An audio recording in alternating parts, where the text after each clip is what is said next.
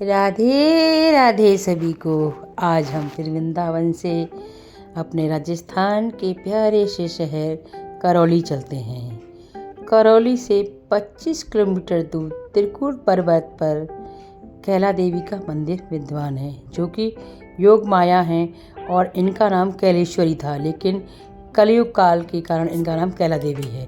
आइए इनकी बहुत प्यारी सी कहानी है, सुनाएंगे, बड़ा ही आनंद आएगा। कैला देवी राजस्थान में करौली ज़िले में स्थित है, जो कि करौली ज़िले में शहर से 25 किलोमीटर दूर त्रिकुट पर्वत पर है। कहते हैं कैला देवी भगवान कृष्ण की बहन है, योग माया है। जब भगवान कृष्ण का जन्म हुआ था, उस समय वासुदेव जी देवकी के अपने पुत्र को लेकर यशोदा जी के यहाँ पर गए थे। यशोदा जी ने एक कन्या को जन्म दिया था, वो कन्या थी योग माया। और वासुदेव जी कृष्ण को तो वहाँ यशोदा जी नंदी जी के यहाँ छोड़कर और उनकी पुत्री योग माया को अपने साथ मथुरा लेकर आए थे। और कंस ने समझा कि ये ही इनकी संतान है और उसे पत्थर से पटक कर मारने की कोशिश की, तो उसने भविष्यवाणी की कि हे कंस, तुझे मारने वाला इस दुनिया में पैदा हो गया है। वो कोई और नहीं, योग माया थी। वो यादवों की कुलदेवी हैं, भगवान कृष्ण की बहन है। और कहते हैं पूर्व जन्म में वह हनुमान जी की माँ अंजनी थी। योग माया अब यादवों की कुलदेवी हैं। यहाँ पर जब करौली माता का मेला लगता है तो हजारों लाखों की संख्या में यादव समाज के लोग और यूपी, उत्तर प्रदेश, मध्य प्रदेश, राजस्थान से बहुत से लोग करौली माता के दर्शन करने जाते हैं। करौली माता एक शुद्ध शाकाहारी माता है। यहाँ पर मतलब शुद्ध शाकाहारी पूजा पाठ होती है। यहाँ पे किसी प्रकार की बलि वगैरह नहीं चढ़ती है। कहते हैं यहाँ पर 2 माता विराजमान हैं, एक हमारी योग माता, दूसरी हमारी चामुंडा माता। एक बार की बात है, जब कंस ने कैला देवी को मतलब योग माया को पत्थर से पटा दिया, उसके बाद वह त्रिकुट पर्वत पर आकर निवास करने लगी। लेकिन वहीं पर नकासुर नाम का राक्षस आया। जब उसका बहुत आतंक हो गया तो केदारगिरी नाम के एक संत ने बहुत तपस्या की।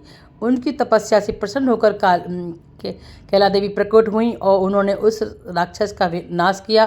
उसके बाद उनकी सेवा से प्रसन्न होकर वहाँ की करौली के राजा ने एक सुंदर संगमरमर से उन मंदिर का निर्माण किया, जिसमें माता विराजमान है। इसी के पास काली शिला नाम की एक नदी बहती है। कहते हैं जब आप करौली कैला देवी माता के दर्शन करने जाओ तो पहले काली शिला नदी में जाकर हाथ पैर धो, स्नान करो, उसके बाद माँ करौली माता के दर्शन करने के लिए आप मंदिर में प्रवेश करो। यह मंदिर में बहुत ही भव्य होता है और ख़ासकर चैत के महीने में हमारे उत्तर प्रदेश आगरा से बहुत से लोग पद यात्रा करते हुए 8-10 दिन की यहाँ दर्शन करने के लिए आते हैं। यहाँ पर मुंडन विवाह के बाद बहुत से लोग दर्शन करने आते हैं। उनकी समस्त मनोकामनाएं कैला देवी करती हैं। आपने कैला देवी मंदिर में उनकी माता की मूर्ति देखी है तो देखा है, एक तरफ चामुंडा माता है, वो सीधा मुँह किए हुए हैं, दूसरी तरफ माता है, थोड़ा मुँह टेढ़ा किए हुए हैं। उसके भी पीछे भी 2 कहानी है। चामुंडा माता हैं, वो सुनते हैं कि वो बलि लेती हैं, इसलिए योग माता उनकी तरफ मुँह टेढ़ा किए हुए। दूसरी कहानी ये है कि एक बार कैला देवी माता के मंदिर में एक भक्त दर्शन करने आया था, लेकिन पुजारियों ने उसे बिना दर्शन किए ही वापस भगा दिया। जब उसका निरादर हुआ तो कैला देवी को बड़ा ही बुरा लगा और जिस तरफ वह भक्त गया था उसी तरफ वह माँ मुँह कर देखती रही और आज तक माँ उसी तरफ मुँह कर देख रही हैं। इस प्रकार माता का मुँह टेढ़ा है। आप जब भी करौली आएँ राजस्थान में तो आप कैला देवी के दर्शन करने जरूर जाएं। वो आपकी मनोकामनाएं पूर्ण करेंगी। वहाँ बहुत शांति मिलती है। वहाँ पर आप जब कैला देवी मंदिर जाएंगे तो वहाँ पे आपको बड़ी ही अच्छी सुविधाएं मिलती हैं। उसके बाद में वहाँ पर एक नरसिंह धर्मशाला है, जहाँ पर आप आराम से रह सकते हैं। वहाँ पर हर प्रकार की व्यवस्था है और सुबह दर्शन करने के बाद वहाँ पे बहुत बढ़िया मेला लगता है। वहाँ पे जब भी महिलाएं जाती हैं तो वहाँ पे हरे रंग की चूड़ियाँ और सिंदूर खासकर खरीद कर लाती हैं, क्योंकि वो माँ के शक्तिपीठों में से एक है। और माँ कैला देवी सबकी मनोकामनाएं पूर्ण होती हैं। यादवों की कुलदेवी हैं, भगवान कृष्ण की बहन है।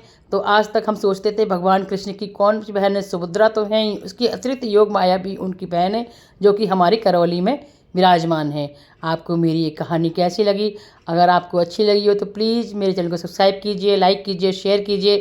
राधे राधे। जय कैला देवी मैया की जय, करौली वाली माता की जय माँ।